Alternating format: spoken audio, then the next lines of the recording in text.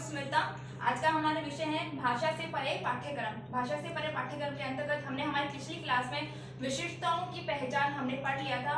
उसी संदर्भ में विशेषताओं की पहचान के अंतर्गत आज का हमारा टॉपिक है विशेषताओं के पहचान के मूल में समाहित उद्देश्य, आवश्यकता एवं महत्व। विशेषताओं के पहचानने के अंतर्गत उसके क्या क्या उद्देश्य है, यानी कि विशेषताओं को क्यों पहचानना आवश्यक है और उसके क्या क्या महत्व है, आज हम वो पढ़ेंगे। प्रत्येक व्यक्ति सभी के अंदर अलग अलग विशेषताएं होती है जो कि उसे दूसरे व्यक्ति से पृथक बनाता है, दूसरे व्यक्ति से अलग बनाता है। इन्हीं विशेषताओं को हम किस तरीके से उजागर कर सकते हैं, यानी कि एक शिक्षक किस तरीके से उजागर कर सकता है, हम आज वो पढ़ेंगे। प्रत्येक बालक के अंदर अलग अलग विशेषताएं होती है। विशेषताएं पहले से ही विद्यमान होती है लेकिन बालक को पता नहीं चलती। इसी संदर्भ में जब शिक्षक उन विशेष बातों को ढूंढता है छात्र के अंदर, तब उसका यह कर्तव्य होता है कि वो उन विशिष्ट बातों को उजागर करे, सामने लाए, जिससे कि बालक का सर्वांगीण विकास बहुत अच्छे से हो सके।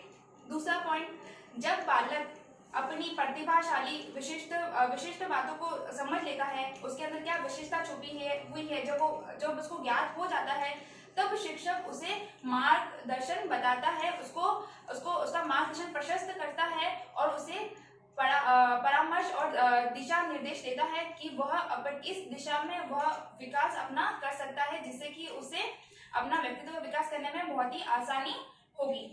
तीसरा पॉइंट है, विशेषताओं की पहचान करने के बाद में व्यक्ति अपने अंदर छुपी गई क्षमताओं को पहचान लेता है और वह उन क्षमताओं को पहचान कर वह उस क्षमता को किस तरह आगे बढ़ा सकता है, उसका क्या उपयोग कर सकता है, वो इस संदर्भ में अपना कार्य करता है। जैसे कि छोटा सा एग्जाम्पल है, एक व्यक्ति शरीर के तौर पर बहुत ही हष्ट पुष्ट है, यानी कि वो शारीरिक तौर पे बहुत ही ज्यादा बलवान है, उसकी क्षमता बहुत ही अच्छी है, तो उसका उपयोग हम रक्षा सेवा में कर सकते हैं। जैसे कि वो किसी का बॉडीगार्ड बन सकता है, वो देश की रक्षा में जा सकता है, आर्मी में जा सकता है, मिलिट्री में जा सकता है। तो इस तरीके से हम कह सकते हैं कि विशेषताएं कहीं ना कहीं सभी के उपयोग में आती है, बस हमें कुछ ना कुछ उनको समझने की देरी है। और ये विशेषताएं केवल शिक्षक के द्वारा ही उजागर की जा सकती है। वह छात्रों में उन विशिष्ट बातों को ढूंढता है, उनको उजागर करता है, और जिससे कि छात्र उन विशिष्ट बातों को समझकर समाज में रहते हुए, राष्ट्र में रहते हुए अपने भावी जीवन के लिए सर्वांगीण विकास का कार्य करता है। पहला पॉइंट हमारा कंप्लीट हो गया है, विशेषताओं की पहचान। विशेषताओं की पहचान के बाद में हमारा दूसरा पॉइंट है जगत में व्यक्ति का स्थान। जगत में व्यक्ति के स्थान के अंतर्गत हम व्यक्ति का क्या स्थान होता है, वो किस तरीके से कार्य करता है, उसके क्या महत्व है, वो सारे के सारे हम इस टॉपिक में देखेंगे।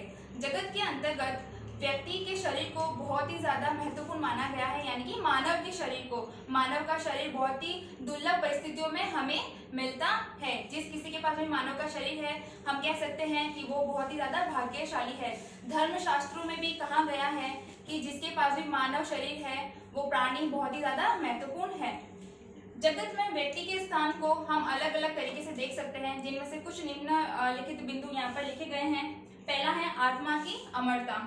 आत्मा अमर होती है, आत्मा कभी भी नहीं मरती है, शरीर का ही नाश होता है। जिस तरीके से हम पुराने कपड़े फेंक देते हैं, फटे पुराने, उनका त्याग कर देते हैं, उसी प्रकार हमारी आत्मा जब पुरानी हो जाती है, अर्थात जब आत्मा जब पुरानी हो जाती है तब वो नया शरीर ढूंढती है, हमारा शरीर त्याग कर वो उड़ जाती है। इसी तो हम कह सकते हैं कि शरीर की मृत्यु होती है, शरीर मरता है लेकिन आत्मा हमेशा अमर रहती है। दूसरा पॉइंट है एक विचारवान प्राणी के रूप में। मानव शरीर के साथ साथ में उसके पास में बुद्धि भी होती है, जो कि जानवरों के पास में इतनी नहीं होती। जानवर आपस में विचार विमर्श नहीं कर सकते, प्राणी ही विचार विमर्श कर सकता है।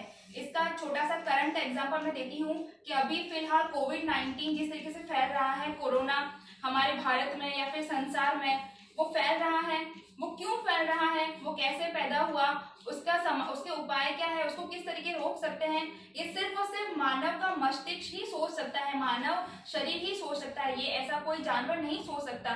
तो ये बहुत ही ज्यादा महत्वपूर्ण बिंदु है यहाँ पे कि मानव एक ऐसा प्राणी है जो सारी की सारी समस्याएं उत्पन्न भी कर सकता है, उनका समाधान भी कर सकता है और उनका रोकथाम भी कर सकता है। तीसरा पॉइंट है हमारा विकासशील प्राणी के रूप में। जानवर कभी भी विकास नहीं कर सकता, हमेशा संसार में प्राणी ही विकास कर सकता है। वो हमेशा आगे से आगे बढ़ने का प्रयास करता है, चाहे वह विद्यालय हो, चाहे बालक हो एक कक्षा से दूसरे कक्षा में आता है, चाहे वो कोई व्यक्ति हो जो समाज में रहकर एक कार्य से दूसरा कार्य करता है और अपना व्यक्तित्व को बढ़ाने की कोशिश ही करता है। चौथा पॉइंट है हमारा सामाजिक प्राणी के रूप में। प्राणी समाज में रहते हुए अनेक गतिविधियां करता है।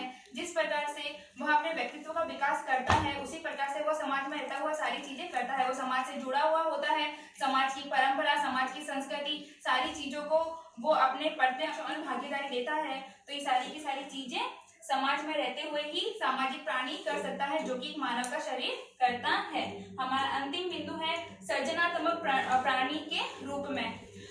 हम भली भांति जानते हैं कि पृथ्वी का विकास या फिर पृथ्वी ईश्वर ने बनाई है, लेकिन पृथ्वी पर जितनी भी चीजें विद्यमान है वो केवल और केवल मानव के द्वारा ही निर्मित है। आज हम देख सकते हैं बड़ी बड़ी इमारतें हैं, बहुत सारी चीजें होती हैं, यातायात के साधन, विभिन्न साधन बन चुके हैं, तो केवल और केवल प्राणी के द्वारा ही बनाए गए हैं। प्राणी के द्वारा इसलिए बनाए गए हैं कि उसके पास में कार्य करने की क्षमता है, सोचने समझने की क्षमता है, और वह ये भली भांति जान सकता है कि इसका उपयोग कैसे करना है, कब करना है और किस प्रकार से करना है।